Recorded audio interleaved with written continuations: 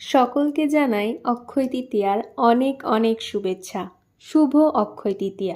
আজকের দিনটা শুরু করেছিলাম একটু অন্যভাবে। বিশ্বাস করা হয় আজকের দিনে যা শুরু করা হয় তা কখনো ক্ষয় হয় না, বরং দিন দিন বৃদ্ধি পায়।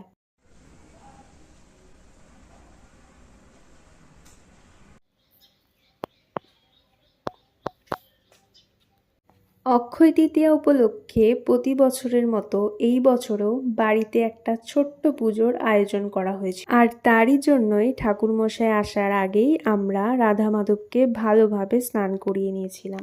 আর সকাল থেকে কিছু বিশেষ অতিথিদের আগমনের জন্য বাগানে থাকা সমস্ত সবজিগুলোকে তুলে ফেলতে হলো। আমি গোপালের জন্য কিনেছিলাম এই দুটো জামা, তাই জামাগুলো আমাদের দুই ছোট্ট গোপালকে ভালোভাবে পরিয়ে দিলাম এবং সুন্দরভাবে সাজিয়ে দিলাম।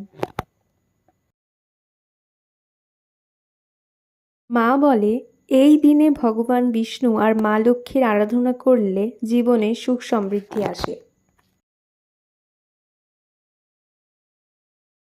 আমার জন্য আজকের দিনটা হলো নতুনভাবে শুরু করার একটা প্রতিজ্ঞা। তোমরাও আজ থেকে কিছু নতুনভাবে শুরু করো, আর মনে রাখবে ছোট্ট ভালোবাসাও একদিন অক্ষয় হয়ে ওঠে। আরও সবাইকে জানাই শুভ অক্ষয় তৃতীয়া।